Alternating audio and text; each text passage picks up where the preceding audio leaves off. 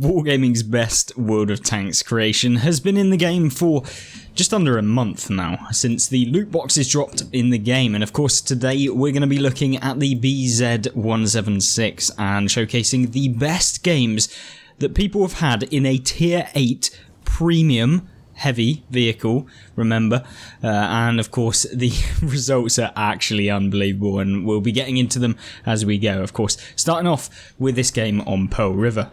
So, of course, having the speed boost and with the accuracy that is actually apparently bad, he flicks straight onto the Leo, which is lovely, and the BZ is certainly a tank that can perform really, really well in aggressive situations where you try and push forward and you get forward with the alpha damage that this tank has. It really is a kind of middle finger to all of the opponents that you typically come up against. And talking about one of the typical opponents you'll see is, of course, a Tiger 2, who thought he was definitely one of the boys, and got shut down very, very quickly with a nice shell into the top of the turret. The good thing about using the BZ is that you do have the overmatch mechanics with the AP rounds. Now the HESH rounds, slightly different, but they can still be used really, really well. But you've just got to make sure that you make your hits count with those AP rounds, because if you do bounce, you are doing no damage, as with the bounce.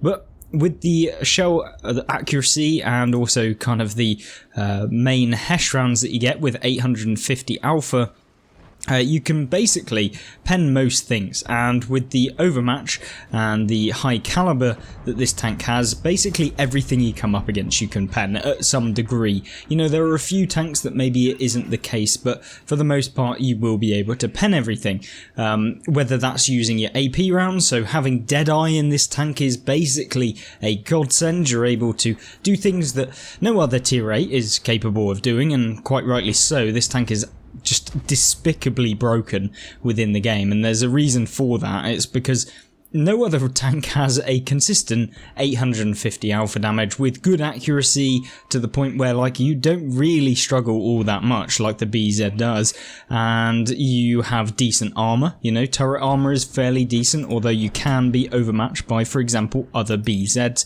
over the top of the turret, which kind of sucks, but for the most part, most people just have no clue, you know, what World of Tanks players are like anyway. Someone like this CS44, who for some reason pulls out completely in the wrong direction and takes a lovely old shell straight into him. Now, this sort of scenario is very, very nice for the BZ because, you know, they have to reliably hit the lower plate, and if you can keep that hidden with this tank, then it's basically impossible for them to reliably pen you. Yes, if they're above you, they can shoot down onto the top of the turret, which, as we've already mentioned, is a weak point, but remember, when you're travelling around at 45 kilometers an hour with a speed boost, as most people will be doing, especially at the beginning of the game, because why not give an already pretty broken tank the speed boost mechanic that everyone would love to have on their vehicles. It's kind of just like a mishmash of just basically overpoweredness, and that's exactly what you see with this gameplay as well that we're going to be seeing today. So, having the IS taken out within this game and only a BZ-176 on the enemy team, who's actually already fired a nice shot into the lower plate, of course high rolling, because why wouldn't you want a high roll, allowing him to have already picked up 4,800 damage within this game. And this is only the beginning of this game, and it will just amplify as we go through, allowing him to come away with a result that is by no means a tier 8 game. It's more like a tier 10 game where you have a ridiculous game.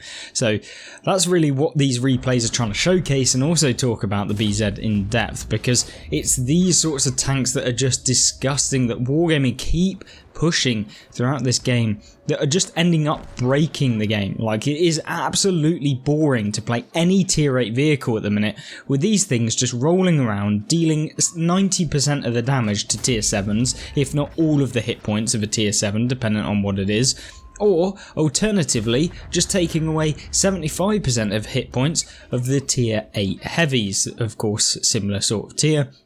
And don't forget that it also has a 20-second reload there or thereabouts, depending on how you're setting it up. Of course, the longer, the less kind of premium consumables you have and equipment that you're using, you know, the longer the reload. But if you've got a fully trained crew, you're looking at about a 20-second reload with this thing. When you think about the fact that you can deal 850 damage per shell, you're looking in the region of about 2,500 damage per minute off the top of my head. Of course, that might be slightly lower, it might be slightly higher, but you're getting my drift. 2,500 DPM, that is very, very effective. You know, all you have to do is make sure that when you are reloaded, you've got someone to shoot, much like you're seeing here with the AMX 1357, albeit a fairly lucky shot on the AMX, but coming away nonetheless with the damage, as you can expect with this tank.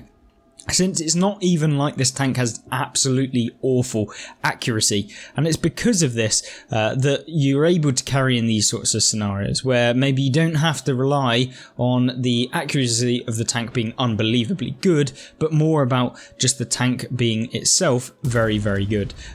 So yeah, not only do you get the bonus to both damage over most, or if not all, tier 8s in the game, but you also get, of course, the armor, like you just saw there against this CDA there, who by all means has basically no chance against this sort of tank.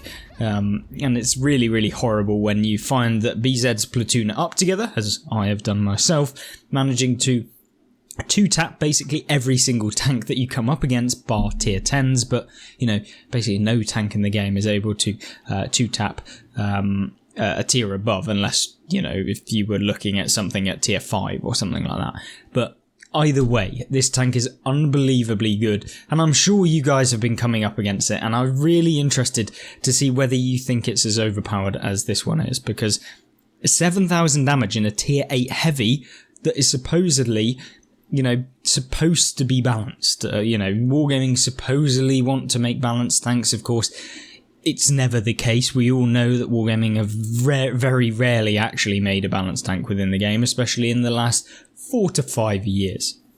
And with the ISU 152 as the last remaining tank within this gameplay, we know he's on 1200 hit points, so pretty much full health, and being able to take a hit from the ISU, it's a very, very confident game. Now there's a Bisonte on the friendly team who has managed to essentially have a pretty good game himself, picking up 4 kills, but this BZ has done not only 7,100 damage, but also picked up 9 kills, so he's on for the Pools medal if he does actually take out the ISU, and hopefully we'll be seeing that within this replay. Of course, it doesn't take the much to be able to outspot the ISU, because why wouldn't you give the BZ decent view range as well? Now, I'm not saying it's outrageous, you're certainly going to be getting outspotted by medium tanks with all of the perks and stuff like that, but you can definitely be a force to be reckoned with when it comes to pushing forward and spotting if you're playing in an aggressive playstyle, which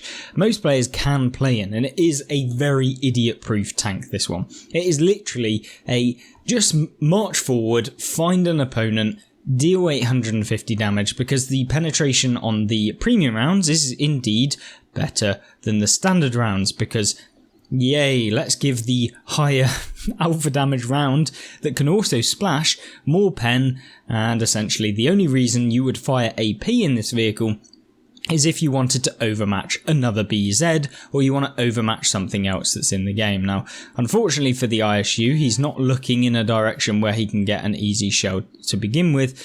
There is a little bit of danger coming up against the ISU, because he could potentially one-shot if he did actually, fire and get high roll when looking at the BZ, but it's very unlikely that that's going to happen. Of course, he'd have to high roll massively, and with the ISU in a pretty lackluster position and having to reverse up the slope at the same time, it's basically a no-go for the ISU, and at this point, it's a case of charging down the last amount of damage within this replay in the tier 8 heavy, having done 7,900 damage. It almost seems like an absolute farce that Wargaming introduced these tanks into the game, because you could see just 8,300 damage, 1,740 blocked as well, 268 assistance, 10 kills, 14 kills between his platoon. Unbelievable indeed. What an absolute disgusting result, killing nearly the entire team between the platoon within this game. So that's one game showcasing the BZ, but what about some more? Because it can't just be one player that's had a good game, could it? No. The next game kickstarts with the rocket boost straight off of the start on Ghost Town, and Ghost Town is a perfect map for the BZ-176 because not only do you get the typical town engagements, but it also opens up for a bit more of a long range engagement as well, where you can use the mobility that this heavy tank, in quotation marks, does have. And that's because this tank, of course, as you know, probably has the speed boost mechanic. With the speed boost mechanic, you get 4 little NOS canisters, which allow you to speed up for about 9 seconds roughly. And that essentially allows you to get into position. And with the speed boost that you can use, you can hope to achieve about 45 kilometers an hour, which is the same speed as most medium tanks.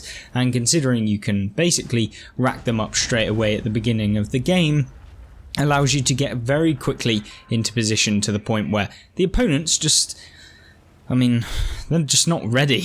And with a one shot into the P-43 BIS, this is epic, and why the BZ is unbelievable. I cannot emphasize how much this tank is outrageous, and it's not even because this tank has the alpha, because there are other tanks in the game that have similar sort of alpha, but it's the consistent alpha that you can deal with this tank. Look at this, just easy accuracy. You look at something like the Caliban, which granted has a double shot autoloader, but it still is just pale in comparison to this tank, because the Caliban doesn't get the accuracy. It also doesn't get the decent kind of accuracy when kind of traversing, when using the mobility. It also doesn't get the mobility in the first place, where you can go 45 kilometers an hour for a start, and it definitely doesn't quite have the staying power where you get consistent damage per minute when you're in an engagement like this. There's just no way that the Caliban is going to be able to come away with any level of consistent damage against these, because once you've fired one, that's basically everyone's note to then just YOLO you or just push really aggressively. Now, this gameplay is by far the best BZ-176 gameplay that has ever been on World of Tanks at this point. But the reason for that is because everything that is possibly good about the BZ gets utilised within it, because the enemy team, they are just coming one by one, and when they're all fairly easy pens, like, you're not having any Mauses, you're not playing up against tier 10s that have armour, you're just coming up against things like the KV-3 that, to all intents and purposes, are good tanks when you think about their armour for the tier of tank that they're playing in, but yeah, they just have nothing when it really comes down to the fact of playing up against the BZ, because with 220 millimeters of penetration, or 225 if we want to be exactly precise, but you guys know that 225 pen for basically every tier 8 in the game, you are able to pen them, at least if you hit their weak points. For most tier 9s in the game with 225 millimeters of penetration, you can probably pen them from the front. It becomes slightly harder when it comes to tier 10s, because most tier 10s may actually have more than that, even in the weak points. So you're going to have to start hitting cupolas, which with the accuracy of this is not particularly great either.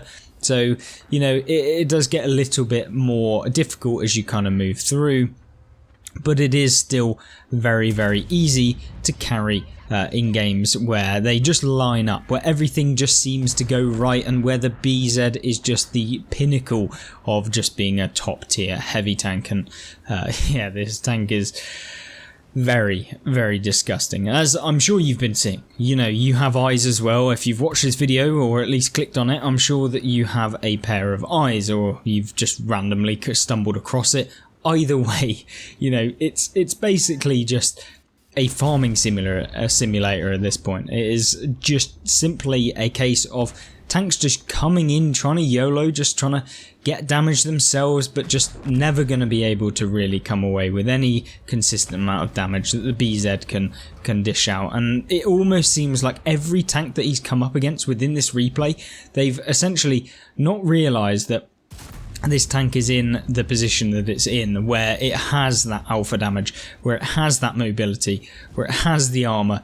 And I mean, just look at this Caliban. He has a much longer reload, even if you take into account the fact that that tank, even when fully reloaded one shell, it is still pale in comparison. I think the Caliban has about a 25 second reload roughly for its second shell in the magazine, and before that it's like 35 seconds, maybe even 40 depending on what perks you're taking.